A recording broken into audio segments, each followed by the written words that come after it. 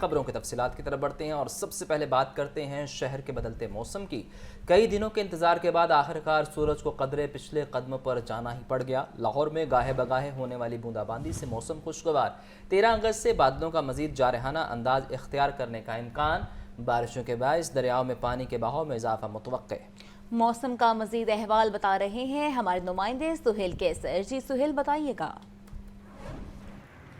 دیکھیں، کئی روز کے بعد بالآخر ہماری سنی ہی گئی ہے کہ چند روز تک تو حبس اور گرمی اور سورج نے جس طرح سے ایک باہم اتحاد قائم کر کے جو ہماری زندگی جیرن کی اور ہلکان کیے رکھا سبھی کو، آج ان حالات میں اس صورتحال میں تھوڑی سی بہتری دکھائی دے رہی، بلکہ تھوڑی نہیں، اچھی خاصی بہتری دکھائی دے رہی ہے کہ آج صبح کے اوقات میں ہی بادلوں نے لاہور کی فضاؤں پر جو اپنا تسلط قائم کیا تو وہ ابھی تک برقرار ہے۔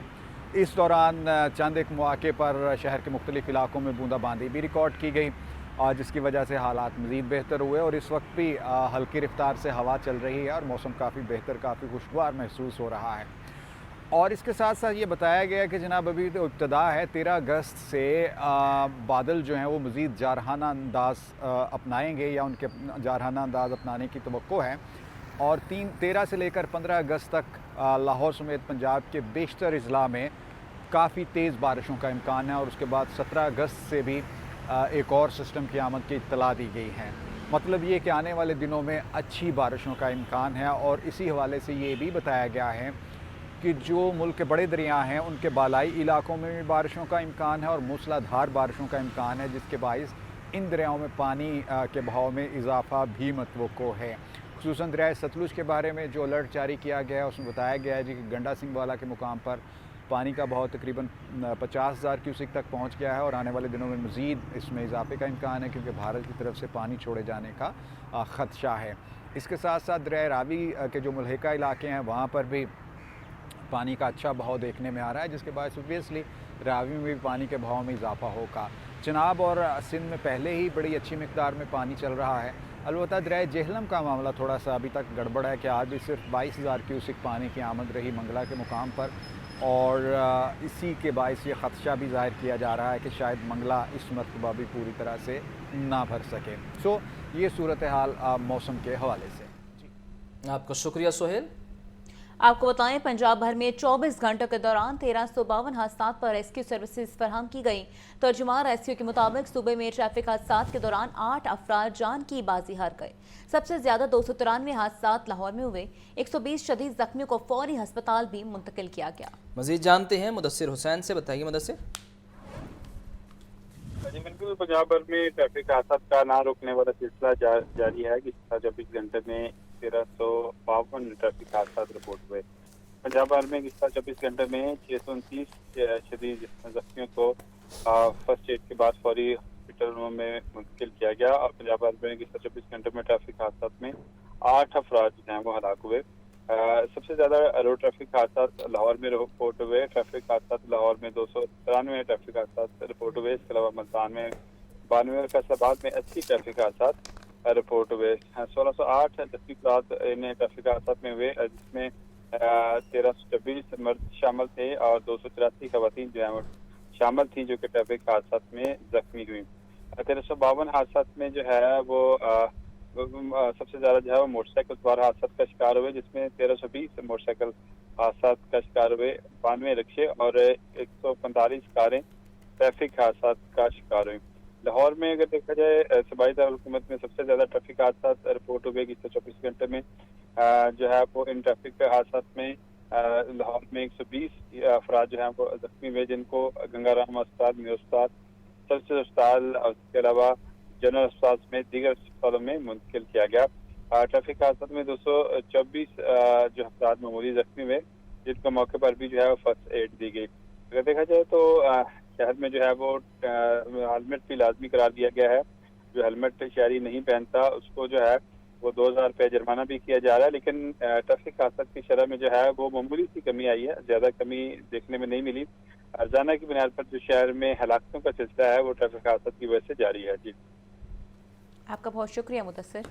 वासा में मुबैना बेज़ाब्ती और बदعنवानी का एक और स्कैंडल। वासा इंतजामिया गुज़िश्ता 4 दहाइयों से अपनी करप्शन का दिफा न कर सकी। माजी में होने वाली करप्शन की वजाहत देने के बजाय फाइल को दबाए जाने का इंकशाफ 1982 से 2022 तक ऑडिटर जनरल के एतराज़ात को दूर ही न किया गया। मजीद जानते हैं ज़ैनुल आबिदीन से। जी ज़ैन, आगाह कीजिएगा। ये वासा में मुबैना तौर पर बेज़ाब्ती और बदعنवानी का एक और स्कैंडल मंजर आम पर आया है कि वासा इंतजामिया गुज़िश्ता 4 दहाइयों से अपनी करप्शन का दिफा ना कर सकी। माजी में होने वाली करप्शन की वजाहत देने की बजाय मुसलसल फाइलों को दबाए जाने का इंकशाफ हुआ है। ज़राए के मुताबिक 1982 से 2022 तक ऑडिटर जनरल की तरफ से जो एतराज़ात उठाए गए उनको मुकम्मल तौर पर दूर ना किया जा सका। 1982 से अब तक ऑडिट के लगाए गए 92 एतराज़ात पर वासा इंतजामिया कोई जवाब ना दे सकी। हर साल ऑडिट में जवाब देने की बजाय फाइल को दबाने के हरबे आजमाए जा रहे हैं। ऑडिटर की जानिब से वासा इंतजामिया पर मुबैना तौर पर सरकारी खजाने को नुकसान पहुंचाने का इल्ज़ाम आयद किया गया। वासा इंतजामिया पर जायद अदायगी, फ्रॉड से अदायगी और नॉन रिकवरी और जायद अदायगी का भी इल्ज़ाम मौजूद है। इसके अलावा मुआहदे की खिलाफ वर्जी करते हुए अदायगी और खिलाफ ज़ाब्ता ग्रांट जारी करने का भी इल्ज़ाम है। ये कुल 92 जो ऑडिट पैरास हैं वो बनाए गए हैं जो अभी तक इल्तवा का शिकार हैं और इस हवाले से वासा इंतजामिया कोई भी सबूत पेश नहीं कर सकी।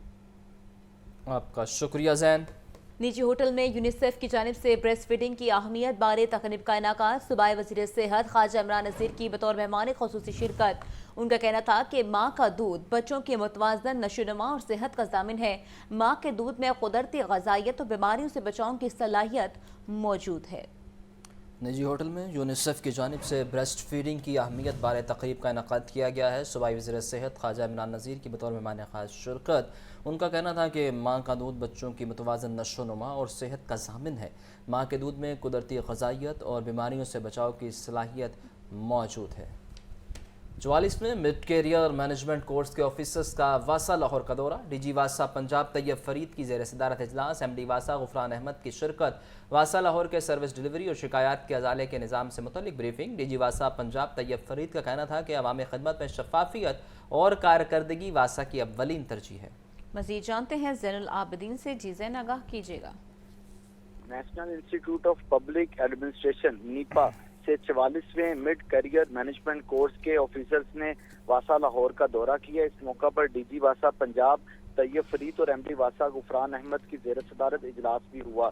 डायरेक्टर मुदस्सर जावेद की तरफ से शुरका को वासा लाहौर के सर्विस डिलीवरी और शिकायत के अजाले के निज़ाम के मुतालिक तफसीली ब्रीफिंग दी गई। शुरका को वासा लाहौर के कंप्लेंट मैनेजमेंट डैशबोर्ड 1334 असिस्टेंस और स्पोर्ट्स सेंटर के मुतालिक भी आगाह किया गया। इसके अलावा वासा लाहौर के digital complaint centre, Android mobile application, social media complaint system के हवाले से भी तफसीली ब्रीफिंग दी गई। इस मौका पर डीजी वासा पंजाब तैयब फरीद की तरफ से बताया गया कि अवामी खिदमत में शफाफियत और कारकर्दगी वासा की अव्वलीन तरजीह है। वासा लाहौर समेत पंजाब के दीगर अजला में मौजूद सैनिटेशन एजेंसीज को बर वक्त और मेयारी सहूलियात फराहम करने के लिए जदीद टेक्नोलॉजी का इस्तेमाल किया जा रहा है। एमडी वासा गुफरान अहमद ने मिड कैरियर मैनेजमेंट कोर्स के ऑफिसर्स को बताया कि फील्ड स्टाफ की इस्तेदाद कार बढ़ाने और सर्विस डिलीवरी निज़ाम को मजीद मुस्तहकम करने के लिए वासा लाहौर पुरअज़्म है और वासा लाहौर के ज़ेर ज़मीन 13 वाटर टैंक्स के मंसूबे से मुतल्लिक जो मालूमात है वो भी इस वक्त को फराहम की गई और ये भी बताया गया कि ये ज़ेर ज़मीन वाटर टैंक्स बनाने से बारिशी पानी का बर वक्त निकास मुमकिन हुआ और अब इस पानी से ज़ेर ज़मीन एक्वा फायर को भी रिचार्ज कर रहे हैं। आपका शुक्रिया ज़ैन। अब आपको बताएं, यकी गेट इन्वेस्टिगेशन पुलिस की ज़ेर हिरासत मुलजिम की सीसीडी के मुआयना मुकाबले में हलाकत का मामला। सीसीडी ने इंचार्ज इन्वेस्टिगेशन यकी गेट खातून इंस्पेक्टर को घर से गिरफ्तार करके एंटी करप्शन में मुकदमा दर्ज करवा दिया। अहले खाना का कहना है कि इंचार्ज इन्वेस्टिगेशन इंस्पेक्टर सोनिया का इस मामले से कोई ताल्लुक नहीं है। मजीद जानते हैं मुदस्सिर हुसैन से। मुदस्सिर, बताइए क्या मामला है ये? जी बिल्कुल ये गेट इन्वेस्टिगेशन पुलिस ने ज़ेर रास मुलज़म की सीसीटी के मुबीना पुलिस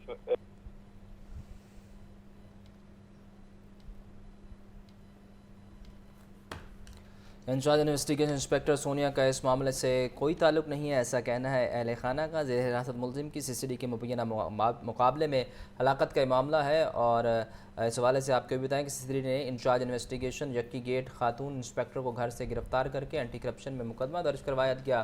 اہل خانہ کا کہنا ہے کہ انچارج انویسٹیگیشن انسپیکٹر سونیا کا اس معاملے سے کوئی تعلق نہیں ہے۔ آپ کو بتائیں یکی گیٹ انویسٹیگیشن پولیس کی زیر حراست ملزم کی CCD کے مبینہ مقابلے میں ہلاکت کا معاملہ، تفصیلات کے لیے بات کر رہے تھے مدثر حسین سے۔ مدثر سے ہمارا رابطہ بحال ہو گیا ہے، جو مدثر بتائے گا آخر کیا معاملہ ہے یہ؟ جی بالکل، اس کیس میں جو ہے وہ CCD پولیس اور انویسٹیگیشن ونگ جو ہے وہ آمنے سامنے ہے۔ یکی گیٹ انویسٹیگیشن پولیس کے زیر حراست ملزم کی CCD کے مبینہ پولیس مقابلے میں ہلاکت کا جو ہے وہ واقعہ پیش آیا تھا۔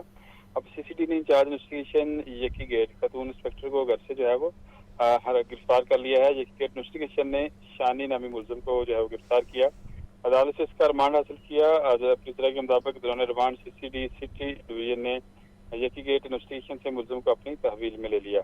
بعد ازاں ملزم ایک جو ہے وہ مبینہ پولیس مقابلے میں جو ہے وہ ہلاک ہو گیا، مارا گیا CCD کے مبینہ پولیس مقابلے میں، اور ملزم کی والدہ جو ہے وہ عدالت میں پہنچ گئی۔ عدالت نے معاملہ جو ہے وہ FIA کو بھجوا دیا کہ وہ اس معاملے کی انکوائری کریں کہ یہ مقابلہ ٹھیک ہوا ہے یا غلط ہوا ہے۔ مقتول کی والدہ کے مطابق اس کا جو بیٹا ہے وہ یکی گیٹ انویسٹیگیشن پولیس نے ہی گرفتار کیا تھا، اور وہی اس کے جو ہے وہ ذمہ دار ہیں، ریمانڈ بھی انہوں نے لیا، لیکن بعد ازاں جو ہے وہ ملزم کو CCD نے جو ہے وہ لے لیا، اور CCD میں جو مبینہ پولیس مقابلے میں اس کو ہلاک کر دیا گیا۔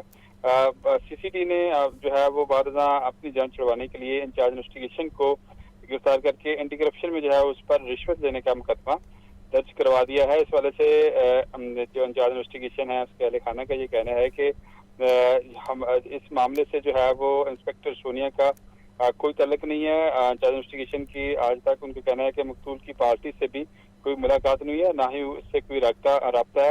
اس والے سے ذرائع کا یہ کہنا ہے کہ جو تفتیشی افسر ہے یکی گیٹ کا، وہی اس کیس کی تفتیش کر رہا تھا، اسی نے جو ہے وہ اس کیس میں جو ہے وہ ملزم کا ریمانڈ لیا تھا، اور بعد ازاں جو ہے وہ اس نے اعلیٰ افسران کو جو ہے وہ نہیں بتایا، اور بعد ازاں جب CCD نے جو ہے وہ ملزم لیا تب اس نے جو ہے وہ اپنے متعلقہ جو افسران تھے ان کو آگاہ کیا کہ CCD یہ ملزم جو ہے وہ مجھ سے لے گئی ہے۔ بعد بازاں جو ہے وہ CCD نے مبینہ اس مقابلے میں اس ملزم کو ہلاک کیا۔ اس حوالے سے جو انویسٹیگیشن کے افسران ہیں ان کا کہنا ہے کہ اس واقعے کی پوری طرح سے انکوائری کی جا رہی ہے۔ انکوائری کے بعد جو ہے وہ مزید حقائق سامنے آئیں گے کہ یہ اصل واقعہ کیوں ہے، اس کے پیچھے کیا محرکات ہیں۔ پولیس افسران کا یہ کہنا ہے انویسٹیگیشن کے افسران کا کہ اس معاملے کی جو ہے وہ انکوائری کی جا رہی ہے، اور جلد جو ہے وہ اصل حقائق سامنے آ جائیں گے۔ بہت شکریہ آپ کا مدثر حسین۔ قبضہ مافیا کے خلاف آپریشن کے بعد ہاؤسنگ اسکیموں کو ماسٹر پلان کے مطابق ڈھالنے کا پلان۔ LDA کی ہاؤسنگ اسکیموں میں مفاد عامہ کی اراضی پر مبینہ طور پر قبضہ کر لیا گیا۔ سوسائٹی پلان میں پارکوں، اسکولوں اور مساجد کی اراضی پر قبضے کا انکشاف۔ DG LDA نے پولیس کی مدد سے اراضی کو واگزار کروانے کا حکم جاری کیا۔ مزید جانتے ہیں زین العابدین سے۔ زین آگاہ کیجیے گا۔ یہ قبضہ مافیا کے خلاف آپریشن کے بعد ہاؤسنگ اسکیموں کو ماسٹر پلان کے مطابق ڈھالنے کا پلان ہے۔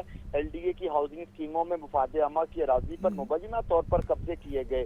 سوسائٹی پلان میں پارک، سکولز اور مساجد کی اراضی پر قبضے کا انکشاف ہوا ہے۔ LDA نے عوامی مقامات کے لیے یہ پلاٹ مختص کیے، مگر قبضہ مافیا نے پنجے گاڑ لیے۔ اس طرح اسکیم ماسٹر پلان کے متضاد مفاد عامہ کے پلاٹوں پر گھر اور کمرشل املاک تعمیر کر دی گئی۔ پارکس کے لیے مختص اراضی پر بھی قبضہ مافیا نے تعمیرات کی۔ اب LDA کے ہاؤسنگ کے جو سیکٹر ہیں انہوں نے سرکاری سوسائٹی میں مقبوض پلاٹوں کی نشاندہی کر دی ہے۔ DG LDA طاہر فاروق نے پولیس کی مدد سے اراضی کو واگزار کروانے کا حکم دے دیا ہے۔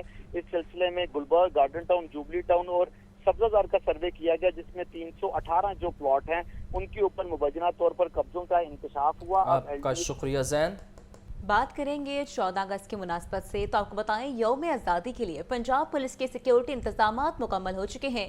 صوبے بھر میں 30,000 سے زائد پولیس افسران اور اہلکار سیکیورٹی پر انتظامات سنبھالیں گے۔ لاہور میں 8,000 سے زائد پولیس افسران اور اہلکار تعینات ہوں گے۔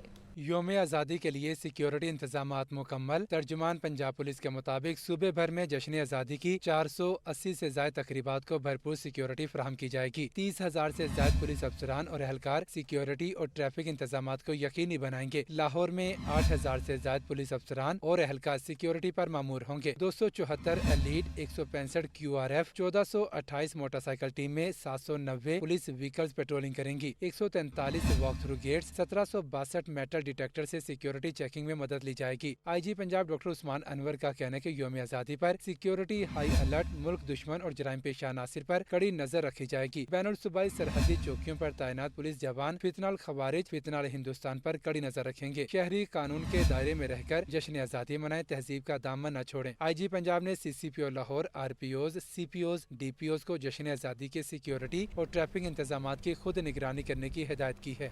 آگے بڑھیں اور آپ کو بتائیں کہ پنجاب سائیکلنگ ایسوسی ایشن اور نجی انسٹیٹیوشنز کے تعاون سے آزادی سائیکل ریس کا انعقاد۔ وزیر کھیل فیصل ایوب کھوکھر نے سائیکل ریس میں حصہ لیا۔